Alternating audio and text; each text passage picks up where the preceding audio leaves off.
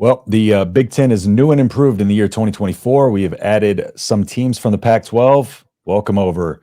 We're going to include you on this show too, and today's your day. If you haven't been featured on the show yet, now's our chance to talk about your teams. So, the Big Ten's better than ever. It's all BS aside, the stuff we've talked about, the teams coming in and stuff like that.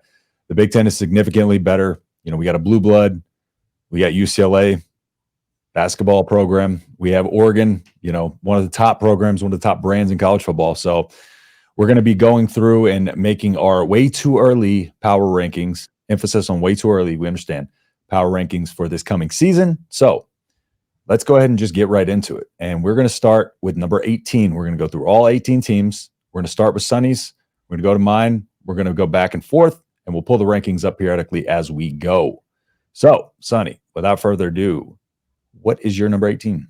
Before I start, I just want to say, Justin, I know how important off-season rankings is for Nebraska fans. So I know this is like your Christmas episode, and I can't wait to see how high and inflated you're going to have the Cornhuskers on this episode. So I just want to, thank you for letting me join you on this nonsense of a list that you're going to come up with. But just, I'm going to start off number 18. Illinois.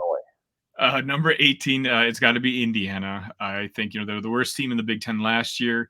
They got a new coaching staff, obviously, with Kurt Cignetti, and he seems to have generated some interest and excitement in recruiting and whatnot, but Indiana's a long-term project, and it's not something that's going to be corrected right away. So at number 18, I have Indiana, the Hoosiers. Yep, and no surprises here. The cellar dwellers are the cellar dwellers on both of our lists. Indiana, yeah. Recruiting rankings, number 47, which isn't bad. 3-9 last year. Fired Tom Allen. It's going to be a very slow build for Indiana. Not a lot of resources. Kirk Cignetti has his hands full for sure. So we're not going to spend too much time on Indiana. So let's go ahead and move on to your number 17. For number 17, I have my friends at Purdue. Don't get mad at me. You guys were wonderful when it came to our last program overview of Purdue. Appreciate that.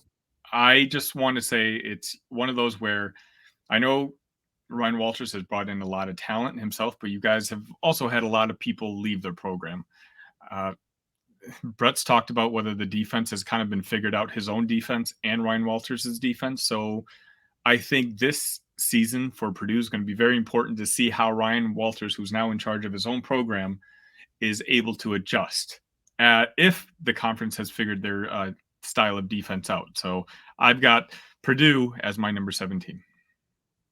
All right. My number 17 is going to be Mr. Row Your Boat, PJ Fleck. Minnesota is very much just average. Simple as that. They're an average, middle-of-the-road team. I don't expect them to ever be more than that. They had their moment a few years back. 11-2 was the peak, but ever since then, it's just kind of been a little bit of faltering, and just this is kind of where they sit. 6-7, 7-win team, 8-win team, maybe. New quarterbacks, lost their best defensive player in the draft, and it's just the defense is probably going to regress.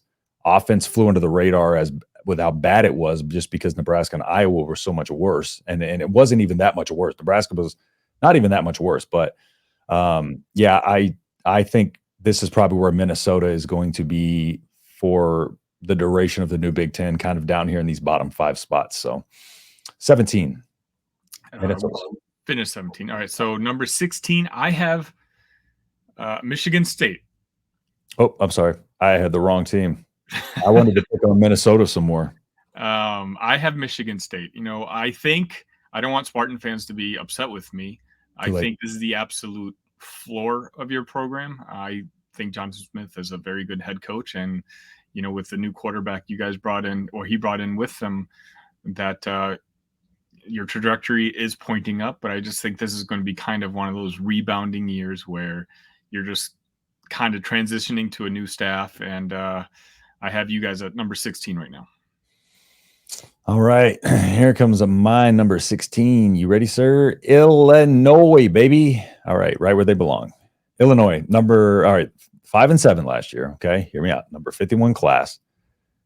They lost 5 guys to the NFL, right? 5 guys. Defense was not good last year. Okay. self-inflicted wounds. They need to get better offensively. And Brett Bielema is literally the only reason for slight optimism, in my opinion. I just don't think Illinois has the resources, the fan base, any of that to compete with some of these schools, around the 14-10 range. I think Illinois may be able to climb up to around, I think they could be around, 12, 11 at their peak, but I just think next year I don't see a lot of I don't know, just a lot of excitement into next year, and I don't see a lot of things changing next year. But friendly reminder to the audience, Nebraska started the season 5-3 last year. Illinois started the season 3-5 last year, and both teams ended at 5-7. So this who won the head-to-head? Again, this is what the Husker fans do. Again, Justin, I'm going to let you have your moment. This is your Super Bowl. These offseason rankings. Who won the head-to-head? Number 15 for me. This one I think is going to be the first surprise, and that's UCLA. I think there's something going on with that program. Chip Kelly has been interviewing with any job that'll have him. I think he's trying to get out, and I think he's trying to get out because he knows his team is just not built for the physicality that is the Big Ten. And if you're going to notice a trend in my rankings, I have a lot of the newcomers probably a little lower than most people will have them. And I just think that they're going to have to go through a little adjustment period joining the Big Ten, in my opinion, the best conference in the country. So at 15, I have UCLA. All right. My 15 Purdue fans, you have arrived. And again, nothing against Purdue. Ryan Walters, the question is he the right guy? They lost their top edge rusher. They do have a top 30 recruiting class. I think it finished 29th overall. They have made some solid portal additions, as we discussed on our episode the other day. But the question is, what is the ceiling? And, the thing about Walters is he is a good players coach, and he'll need that to be able to recruit to Purdue. But what will he be able to do with that talent? And what does that get them to with just being a players coach in today's modern NIL world, where you have to be able to keep up with the Joneses in that regard? I think that's the biggest thing that's going to hurt Purdue, is not having those resources too, just like a lot of the other teams down here. So Purdue comes in at 15 for me. 14 for me is PJ Fleck and the Minnesota Gophers. I think, as Justin said, they're kind of just an average all-around team. I won't spend too much time talking more about them. They're a good team. They're not a great team. They're not a lousy team. I think 14 is a good number for them. All right. Let's go ahead and get into my number 14, and it is Michigan State. So Michigan State, this season, 8-4, right? All things considered, really good season. Really good, solid portal additions. They'll have a quicker ascension than the schools behind them, in my opinion. I think they're better in a better situation, and they're better set up to be successful quicker than teams that are immediately behind them. One of the big reasons, Aiden Childs. I love Aiden Childs, and his upside is tremendous. And Jonathan Smith, was the right guy. And so Michigan State seems to be making the right moves. They salvaged last season pretty well. And I 14 right now, I feel like they could definitely finish, well above this potentially, but I think this is the safe position to have them in right now. My number 13 is everyone else's darling of the 2023 season, the Northwestern Wildcats. And I think this is going to be one of my largest wagers once the over-unders do come out from Las Vegas for next season. I think 2023 was a Cinderella season. It was straight out of a Disney movie. And I think, I know they have a lot of their roster coming back, but I really want to see that coaching staff prove it to me again, that David Braun can do this another repeat performance in 2024. I don't think so. He's lost a couple guys on his staff. He's never really recruited at this level before. I think year 2 is going to be very rough on the Wildcats. And at 13, I actually think I'm being a little nice to them. Interesting take. Okay. My number 13, Rutgers. Okay. 7-6 last year, recruiting class number 37. They seem to always outperform their talent level. And that's the hardest thing to predict with Rutgers is that the fact that they play above their level and they do it just in terms of just pure physicality and they try to impose their will on other teams, and they're able to do that with the lesser teams. But then you get the teams, the big dogs that will typically push their teeth in. But even with Michigan, they hung in there in the first half with their physicality on defense. So I feel like Rutgers is when they came to the Big Ten, they were one of the schools with the least amount of resources, and people thought it was a mistake, but they've held their own pretty well. And I feel like they can maintain kind of a middle of the pack level in this new Big Ten. So Rutgers is going to come in at 13 for me. At number 12, I'm one of those. I'm the one host on the show who can talk rationally and without bias, and I can. So at 12, I have Illinois, the Illini. Wow, that's crazy. I think, we struggled a little bit last year, but we're going to have a top 3-4 running back room in the Big Ten this year. We have an above average quarterback. We've got a really deep wide receiver room. There was some coaching changes last offseason, obviously, and I think Brett realizes that he may not have made some of the nice moves or the correct moves, and he's already changed them. He's let go of a couple assistants. He's made 2 hires, which I'm very, very happy with, who come with very good resumes. And I just think the talent that we do have is going to be coached up. And I think 12 right now is about the right answer for where Illinois will finish. Anyways, on to number 12 for me, UCLA. Let's go to the real rankings here. UCLA 8-5 last year, number 82 class in recruiting. QB situation, last year they did some kind of mix and match where they were going to play Ethan Garbers and play, Dante Moore, but now they got Ethan Garbers, Colin Schlee. I don't know if they're going to just give it to Ethan Garbers or if Colin's going to actually be rotated in at times. From what I'm reading from UCLA and stuff like that, is they're still up in the air, but it seems like Ethan Garbers is probably the favorite to land it.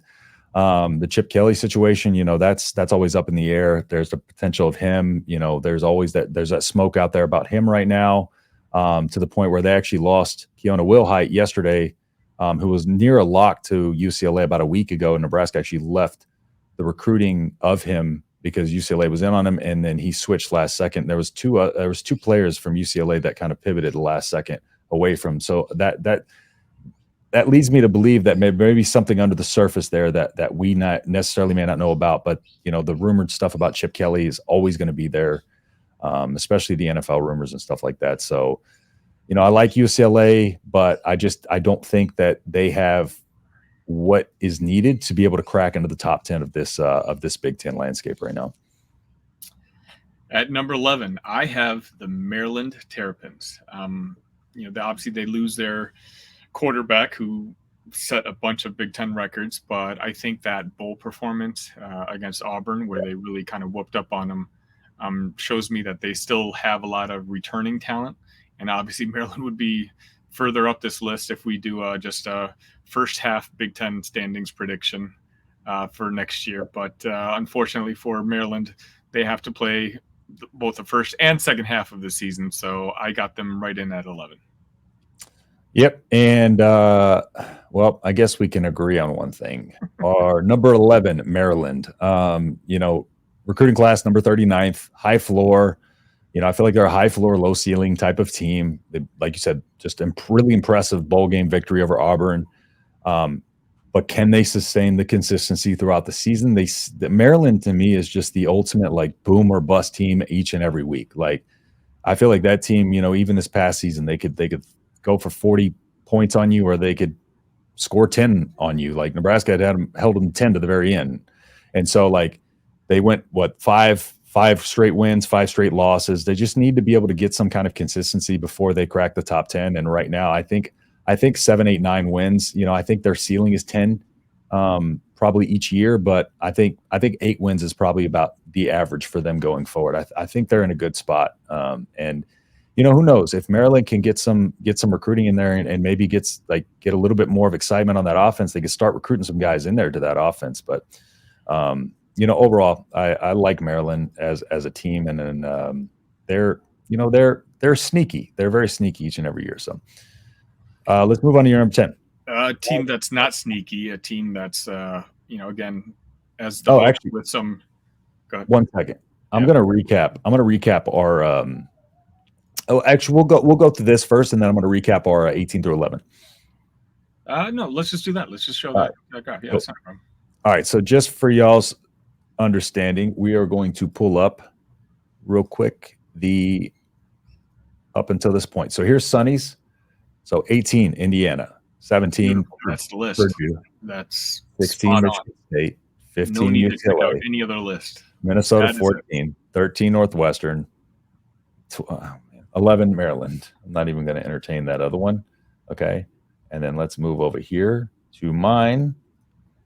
And mine is Indiana, Minnesota, Illinois, Purdue, Michigan State, Rutgers, UCLA, Maryland, Illinois, right where they belong. Okay. All right.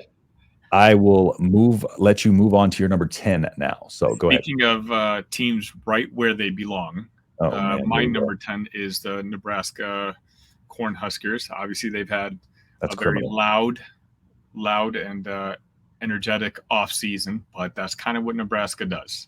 I'm being very coy with my choice of words with my co-host because I have a feeling that I'm going to have some fun with him once the season starts, but I still think they have offensive coordinator issues, and I'm waiting for it to play out this upcoming year. I know they are very excited about Raiola, but he's also a freshman, and I think number 10, basically right in the middle of the pack, the Big Ten is right about where they belong. All right, well, I'll get to them in a little bit and tell you where you're wrong. You haven't said them yet? You haven't said them yet? Oh, boy. Oh, no, because I got them right where they belong.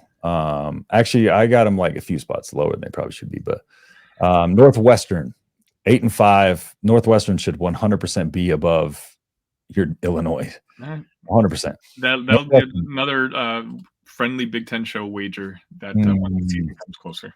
Northwestern, 8-5. David Braun, extremely impressive last year with what he was able to do. Not a very good recruiting class overall. No more Big Ten West to kind of help prop them up. I think last year was a bit of lightning in the bottle, and I think they'll always have the strain of being Northwestern and having, their high academic standards and stuff like that. I think they'll be behind in the modern recruiting era, but I do think there's reason for optimism. And I think Northwestern for me, just based on the stories, I'm thinking they can potentially ride some momentum into next year, but I'm also thinking Northwestern could potentially drop from 10th in my rankings down to about 14th. So it remains to be seen if that was just a little bit of luck and kind of riding the momentum, and if that'll carry over to next year at all. So, but yeah, I mean, it's hard not to root for Northwestern. Again, I get it. They're the Disney story, but I think they're in for a rude awakening in 2024. My number 9 is Rutgers. I think number 9 is probably where their ceiling is at. I think the job Greg Schiano does with that program, both before and now, is incredible. I just think with some of the limitations their program does have, I don't know who they would jump looking at the list ahead of them. But I think, right at number 9, I think that's where I'm going to put Rutgers. All right. I hope I don't end up on any fans' bad sides because of this, but number 9, Washington.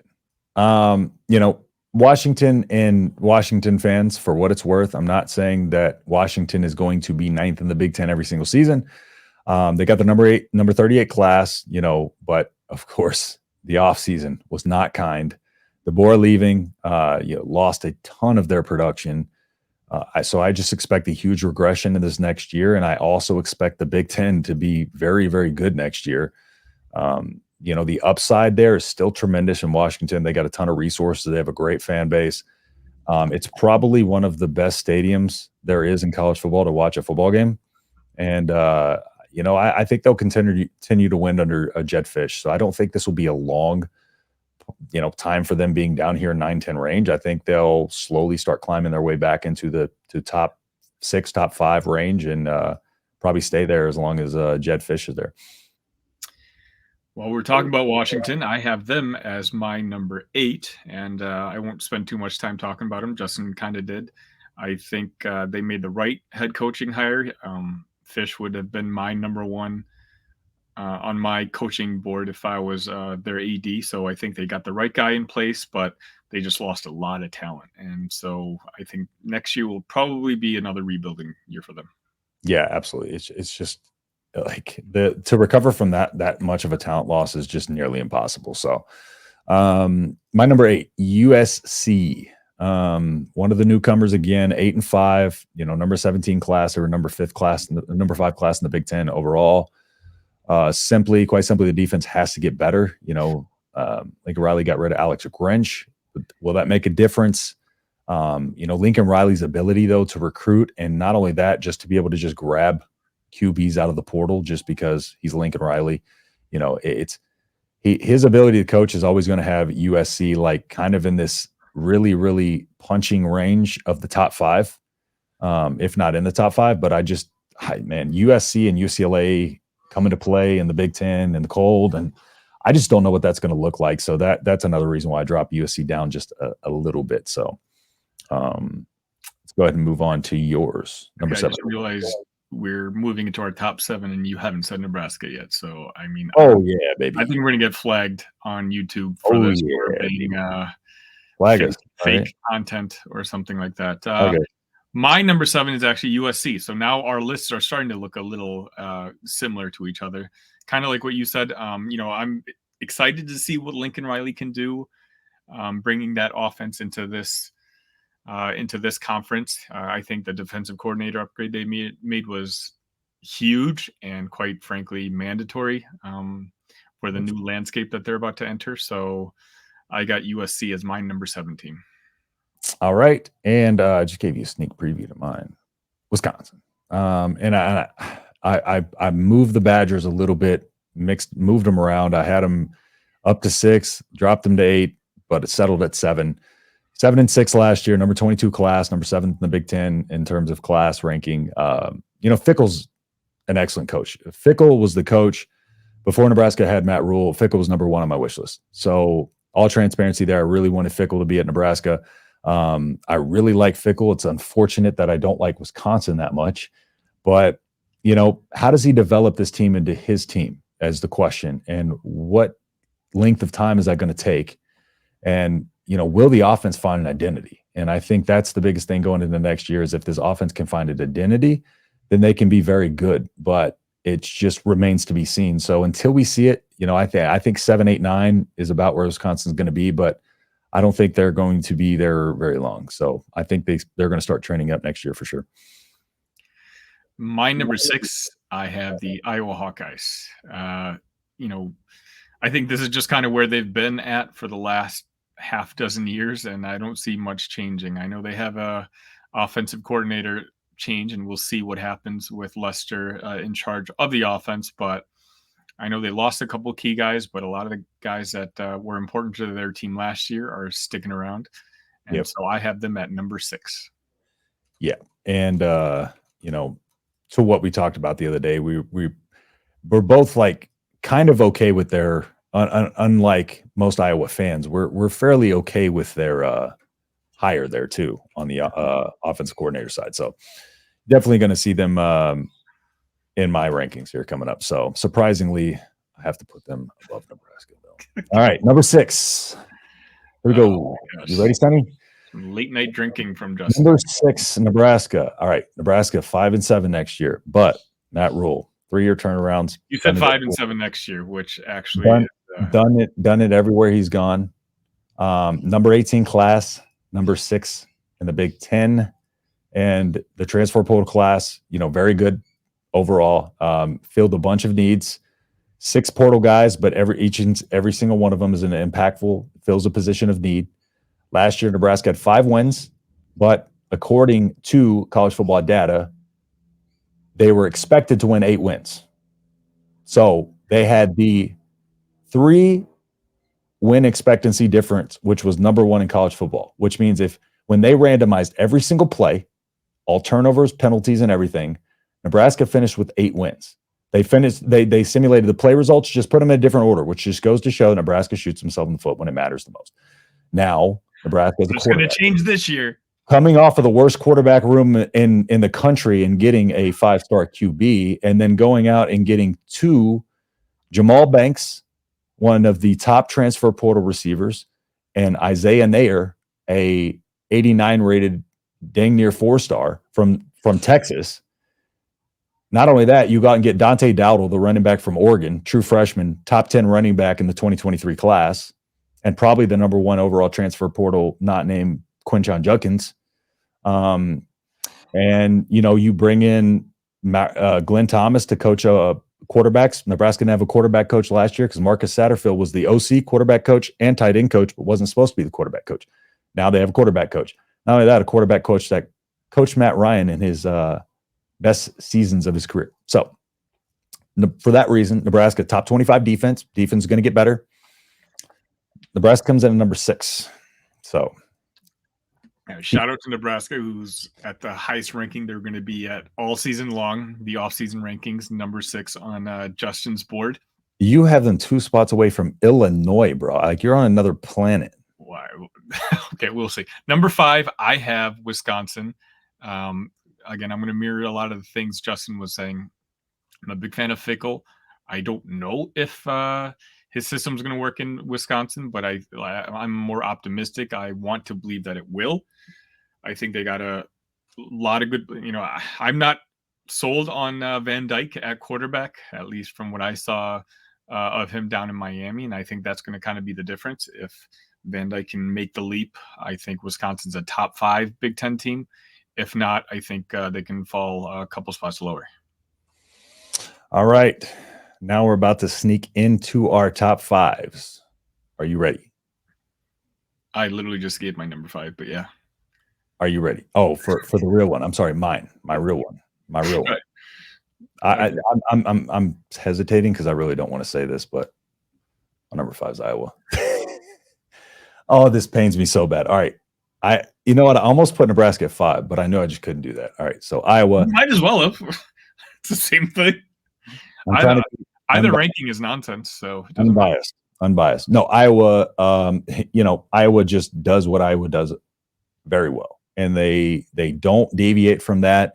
Wins them a lot of games. They don't shoot themselves in the foot a lot. They're very solid defensively. I do think the offensive side of the ball will be an improvement because it's impossible to not improve.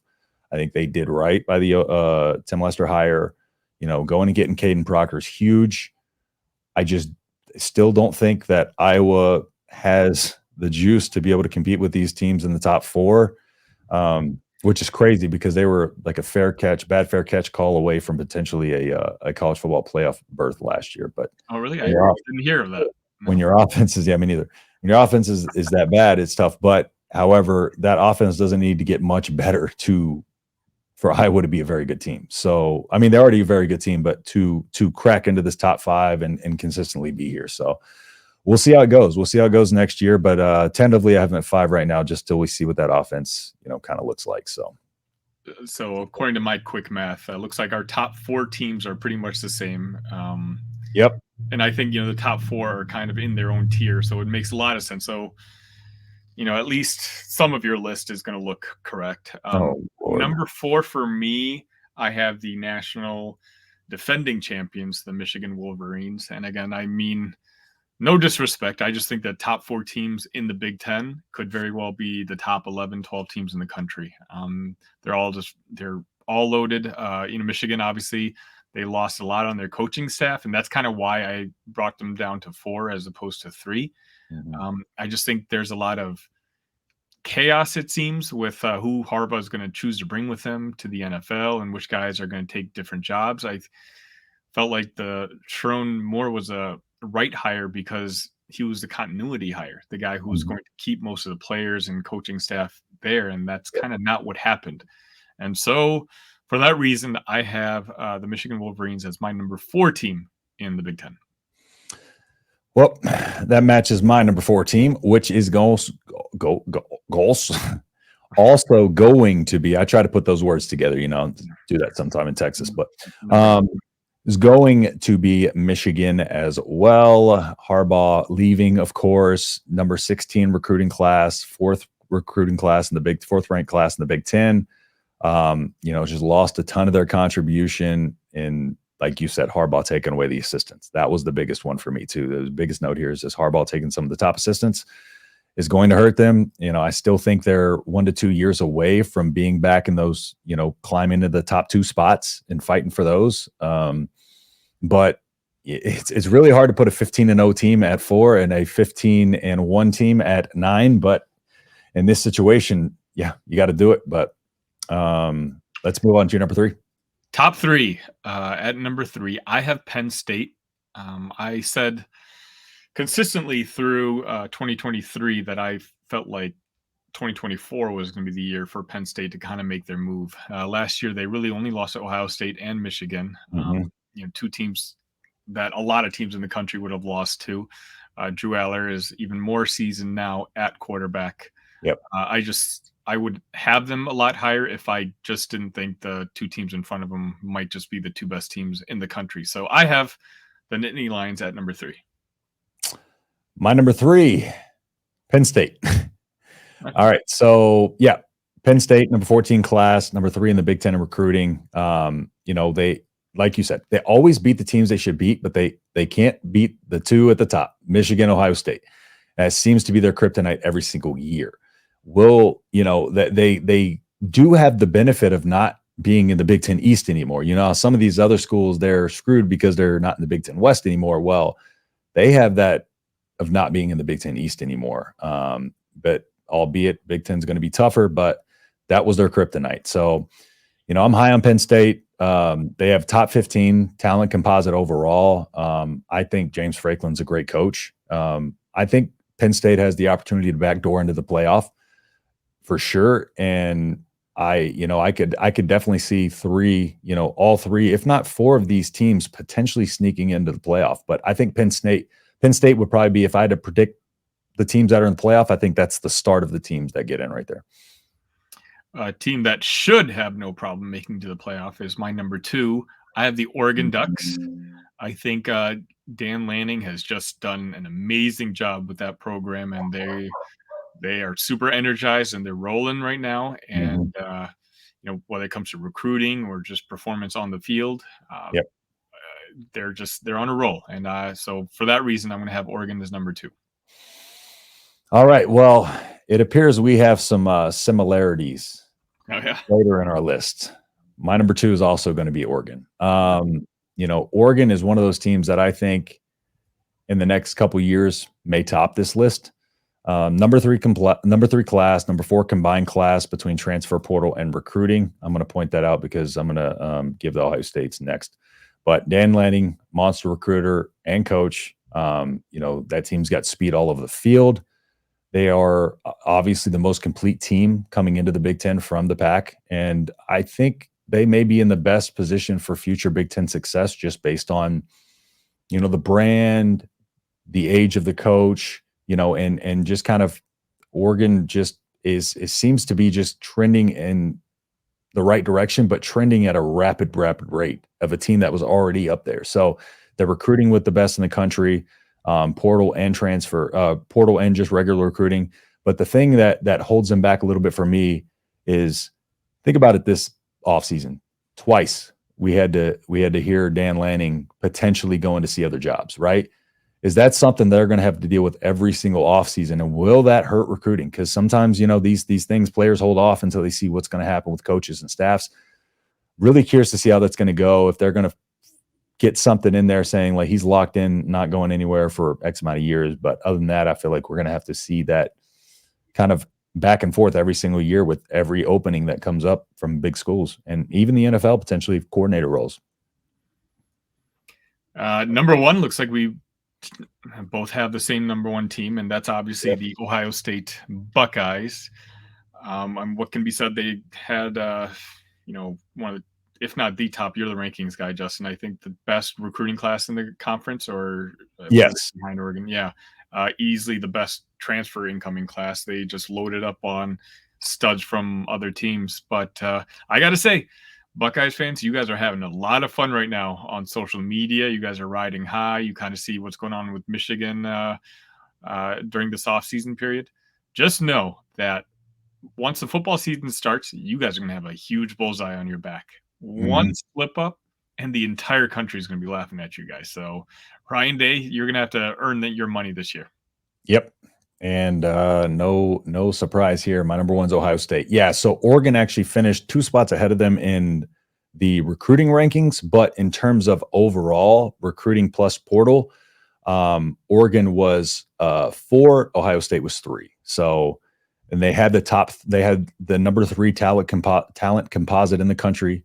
So they were ahead of Oregon in terms of just the talent they already have on the team, and ahead of them in that regard. So I couldn't put Oregon ahead of them, especially with Ohio State's transfer portal run being as crazy as it was. That was wild. They're throwing a lot of money at people. Let's just put it that way. But says the Nebraska fan. Hey, let's calm down. Let's calm down over there. How do I drop him off this stream here? Or this video?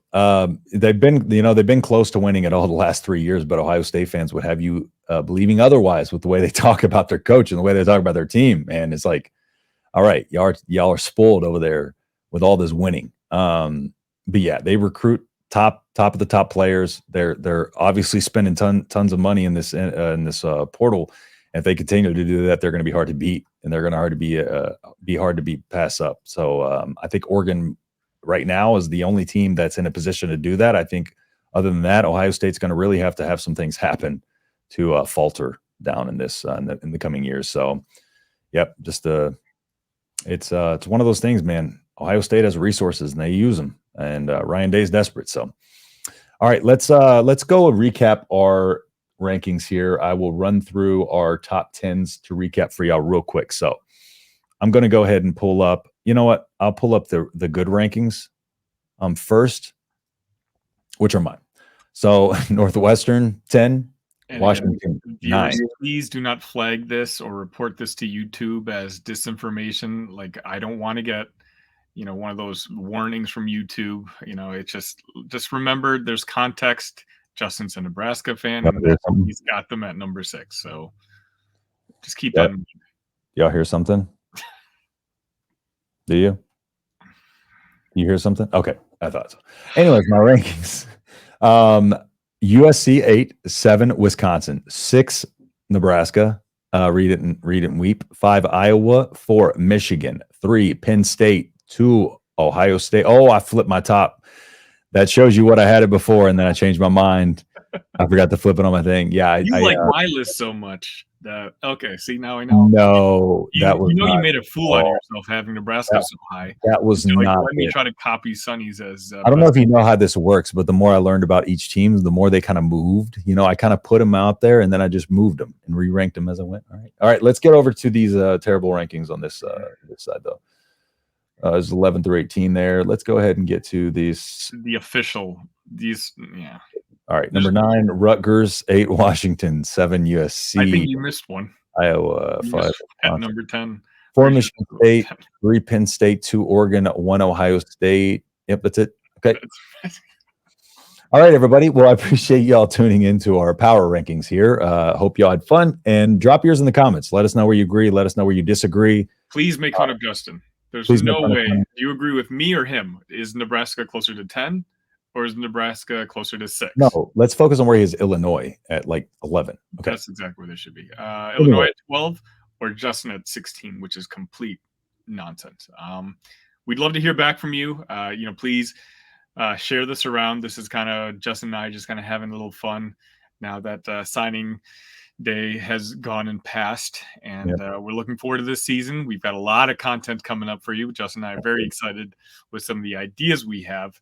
And if you have content ideas, again, leave it in the comments.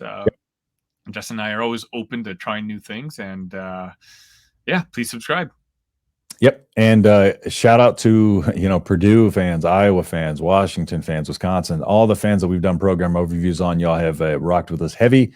We really appreciate everybody's support. We want to give y'all content that everybody can enjoy. So, join us in the comments. Let us know what you want from us, and we will keep everything moving along. So if you want more videos like this, please like the video, subscribe to the channel if you want to hear more content from us, if you like what we're doing here. But other than that, we will see you on the next episode. Peace.